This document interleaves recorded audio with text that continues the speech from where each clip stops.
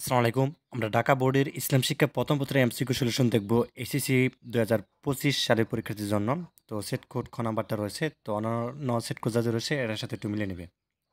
আচ্ছা, এখানে দেখো তোমাদের যে ১ নাম্বার প্রশ্নটা, এখানে তোমাদের উত্তরটা হবে খ, অর্থাৎ ঘুষ হবে। এবং ২ এর উত্তরটা হবে তোমাদের এখানে গ নাম্বারটা, এবং ৩ নাম্বারটা বাড়ির চারপাশে কত ঘর পর্যন্ত প্রতিবেশী ৪০, তাই না? খ নাম্বারটা এটা। আর ৪ এর যে উত্তরটা, এটা গ নাম্বারটা, ৩টা অ্যান্সার হবে। ৫ নাম্বারটা হবে ইবাদত, গ নাম্বারটা। ৬ এর হবে তোমাদের এখানে ক নাম্বারটা, এবং ৭ নাম্বার উত্তরটা হবে তোমাদের রাসূল সাল্লাল্লাহু আলাইহি ওয়াসাল্লামের খ নাম্বারটা হবে। আর ৮ নাম্বারটা দেখো, ৮ নাম্বারটা হবে তোমাদের এখানে খ নাম্বারটা সেজদার স্থান, এবং ৯ এর উত্তরটা হবে খ নাম্বারটা পিতার অধিকার, এবং ১০ নম্বর উত্তরটা হবে তোমাদের গ নাম্বারটা অক্সিজেন। এরপর দেখো ১১ নাম্বার, এটা হচ্ছে গ নাম্বারটা হবে ইমাম, এবং ১২ নম্বর উত্তরটা হবে তোমাদের এখানে খ নাম্বারটা হবে, এবং ১৩ উত্তরটা হবে তোমাদের হাদিসের বাণী, ঠিক আছে? আচ্ছা, তারপর দেখো ১৪ নাম্বার, এটা হচ্ছে তোমাদের গ নাম্বার মিথ্যাচার, এবং ১৫ নাম্বার হবে তোমাদের এখানে গ নাম্বারটা, এবং ১৬ নাম্বার হবে তোমাদের গ নাম্বার সালাত হবে, ঠিক আছে? আর ১৭ যে উত্তরটা, সেটা হচ্ছে তোমাদের এখানে ক নাম্বারটা হবে, ১৮ হবে তোমাদের ক নাম্বার, ১৯ এর হবে গ নাম্বারটা, আর ২০ নাম্বারটা হবে তোমাদের গ নাম্বারটা ইহকালীন শিক্ষা, এবং ২১ এর হচ্ছে গ নাম্বার, মানে ৩টা আনসার।